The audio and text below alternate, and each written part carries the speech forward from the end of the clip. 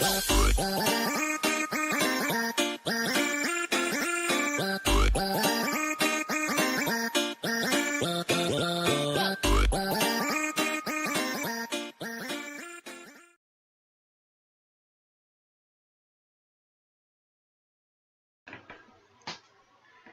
I'm about to read chapter 3 of A Guardian Angel, and I will post the link to chapters 1 and 2 below.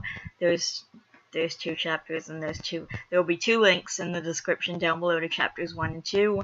Hope you guys enjoy, and oh, welcome back to Vanellope's Corner. I forgot to say that. Okay, I'm gonna read chapter 3 now. Chapter 3, Xerodoma Whata now? So, what up with all the clothes and the umbrella and gloves, dude? Fiona asked as they walked to the cafe, music class finally letting out. What, all this? I have an extremely rare skin disease. It's called Xerodoma pigmentosum. Xerodoma Whata now? Marshall raised an eyebrow and repeated himself, watching as the blonde tried saying the name and failing miserably again and again. They'd finally made it to their regular table when he finally took pity on her. Fee, it really is not that hard. Hey, you've had practice saying it, the blonde said in annoyance, taking a sip of her juice as the two sat in the cafe. You know what, just let me write it out how it's said, Marshall said, pulling paper from his bag and the pencil from behind his ear. Fiona watched him as he wrote on the paper and finally passed it to her. Picking it up, Fiona read it. Xerodoma pigmentosum. It's not tough, Fee. Winky, smiley face with his tongue sticking out. Heh, pigmen. Stupid. Either way, that's how it's said. Xerodoma pigmentosum. It's a problem with the pigment of my skin and my genes. Pretty much normal people have genes that can repair damage to their skin made by UV rays from the sun. My skin doesn't do that. They're easy explanation. So what you're saying is you are a vampire? The blonde asked with a smirk. Yeah, don't you know? I live off blood and shades of red when there's nothing around to kill, the black-haired teen said, rolling his eyes. Besides, people with my condition are actually called the people of the night, so yeah, that's probably where some of my nickname came from. So what's the downside? Fiona asked now, eating a cookie. You're talking about living like this and having all these cool names, and you seem fine, but there has to be a downside. Well, sunburns can last for weeks and can happen in minutes. The chance of me getting skin cancer is about 75%, and me dying from something other than old age is about 80%. Hearing this, Fiona felt as though she'd been punched in the stomach. She'd only known him for 2 weeks, and the thought of him dying killed her heart guts. Dude, that's so not math. Anti-algebraic, he said back simply.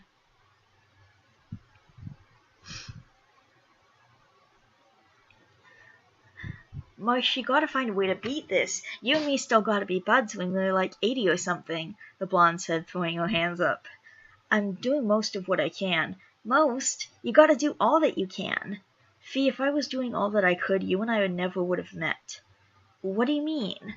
I'd have to stay home every day. I'd have to go to night school. I wouldn't be here, Fee, if I was doing everything. I was supposed to. We never would have met. Hell, I wouldn't have met a lot of people I know. So all of this, the long sleeves, the gloves, the umbrella, and the sunblock. So much sunblock. So all of that is so you can go out and be like us? But Marsh, what if it makes you really sick? You're too awesome to just leave us. Well, nothing gold can stay, no? Huh? Don't you pay attention in Ms. M's English class? Sometimes, Fiona said, scratching her cheek. It's Robert Frost. Well, it's from one of his poems, to be specific. Pretty much it means that nothing perfect lasts forever, nothing beautiful is eternal, and nothing as awesome as me will be here till he's 80. Maybe 79, but not 80. But Marsh, I don't want you to die. Hearing the sadness in her voice, Marshall grinned, petting her head. That's not going to be any time soon, Fee, so don't worry about it now, okay? Okay, the blonde said with a pout. You really that worried about me? He asked, eating some chips. Heck yes I am. Marsh, Marsh, you're like one of my only friends here, and you were my first friend here too. And this'll sound kinda lame, but you're kinda my best friend. Really? Even with all my weirdness? Yep. Even with all my obvious vampireness? My demonic vampiric best friend, the blonde said with a shrug, making Marshall grin. Well, that's not lame at all if someone as totally awesome as me is your best friend. Hearing this, Fiona smiled. Marsh, your head's swelling, the blonde said with a laugh. The bell's gonna ring soon, and then it'll be time for the best class ever. Math? Marshall asked, already knowing your answer. Math. Together they stood, heading for class. The moment they passed through the threshold of the cafe, the bell rang, signaling their next class. So, new girl is so not down with scientific terms. It's kind of funny. You'd think someone who loves math as much as she does would at least be good at science. She's not.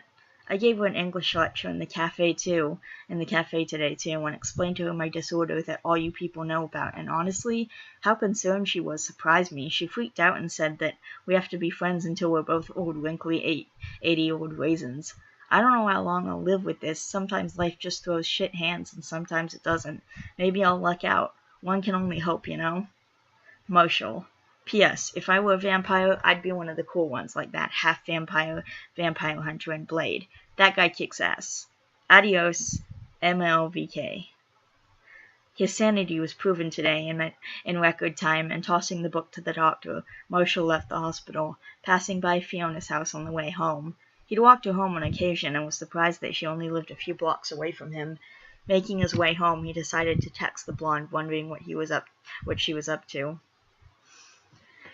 Alright, chapter 3 is over. And just a little note from the author. Wow, dudes, I never expected so many favorites and reviews for this story so far.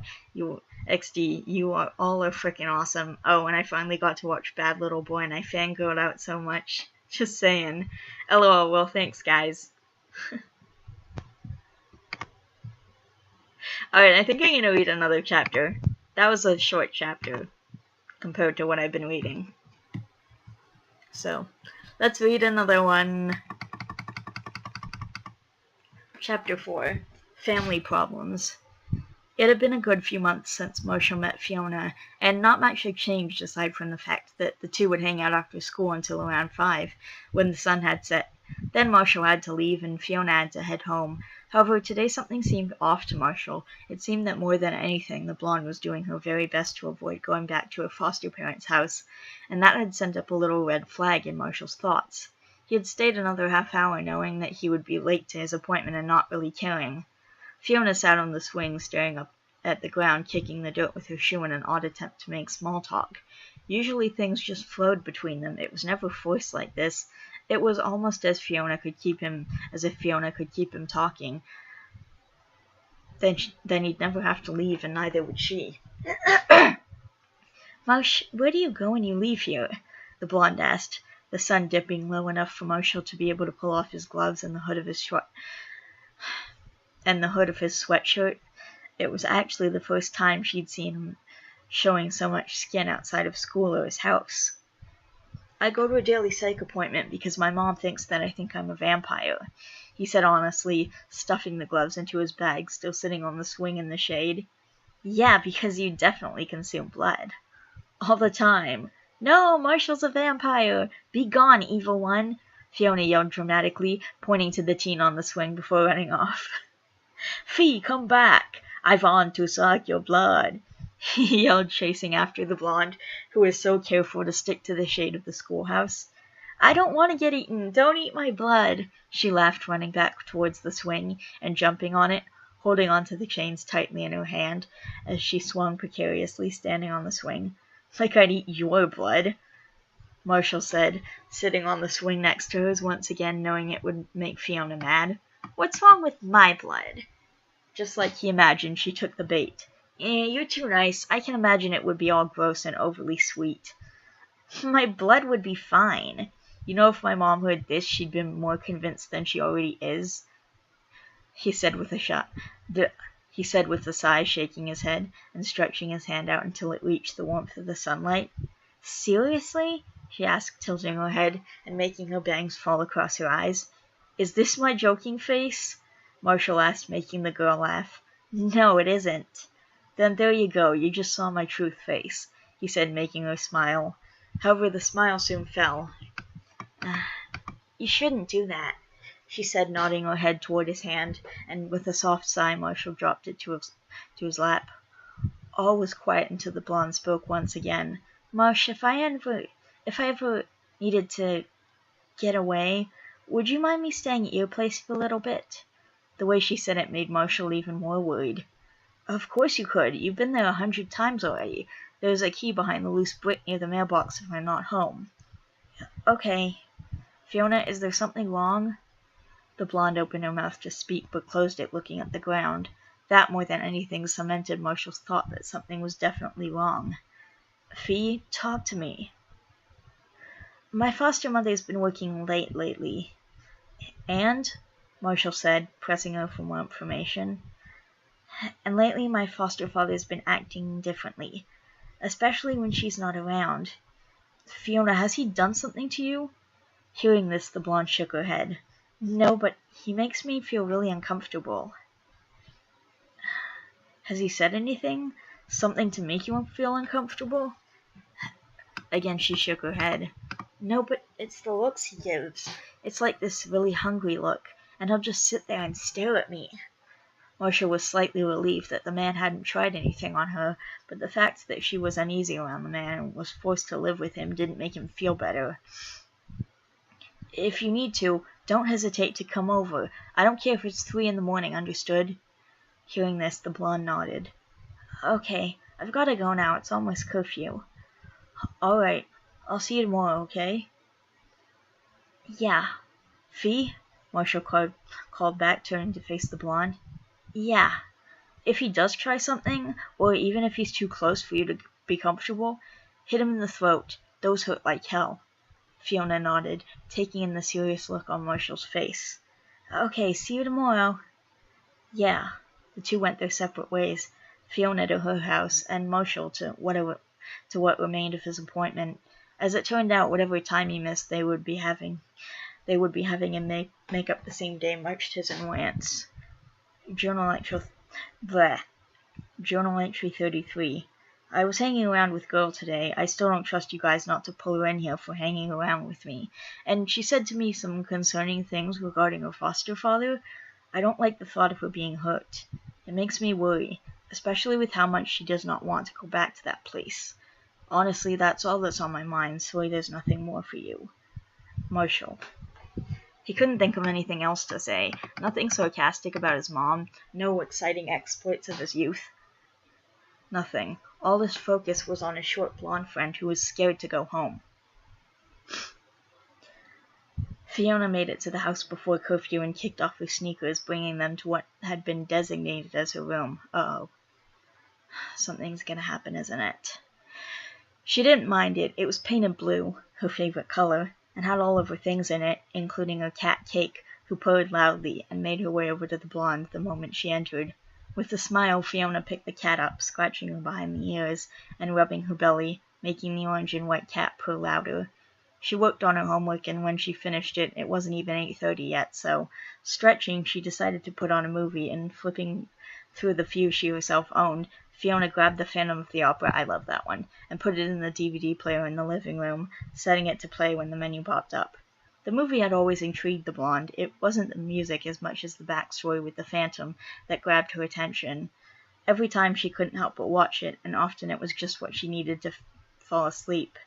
She'd been an hour into the movie and started to doze when the blonde felt hands on her shoulders and something touching her neck.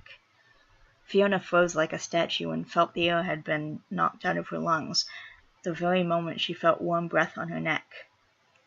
You're so tense, just relax, he said softly, his hands going from her shoulders and running down her arms, nuzzling his face into her neck before slowly kissing his way down it.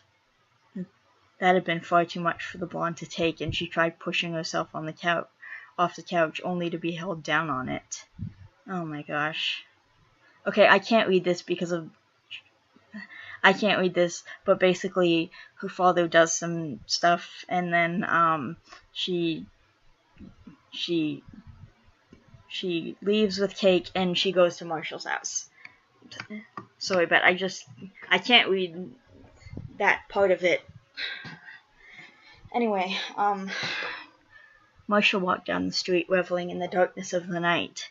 He didn't know why, but something about nighttime called out to him. It was always calm and reassuring. It was always a place to hide and be safe. At least it was for him. Marshall made his way up his long walkway, wondering if maybe he should trim the very overgrown hedges, when the sound of a frantic banging could be heard from up ahead. Rounding the hedges, the form of a familiar blonde could be seen clawing at the loose brick near the mailbox with trembling hands, and immediately Marshall felt his heart drop, because he knew that something had happened. He could hear her panicked breathing and the whimpers as she tried getting the brick out, and Marshall figured that now would be the best time to get her attention before she actually pulled out the key and dropped it. "Fee, are you okay? What happened?"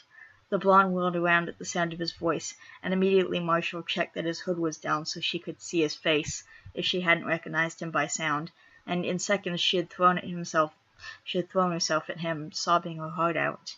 He held the blonde tightly against him, and reaching over, he wiggled the brick loose and pulled out the key, unlocking the door and leading her inside.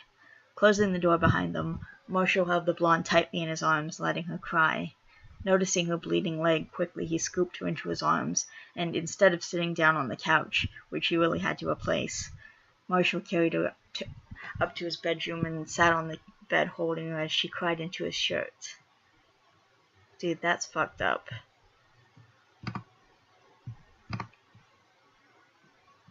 Okay. Alright, that's going to be it for now. I love each and every one of you guys. Please don't forget to always be yourself. Vanellope signing out.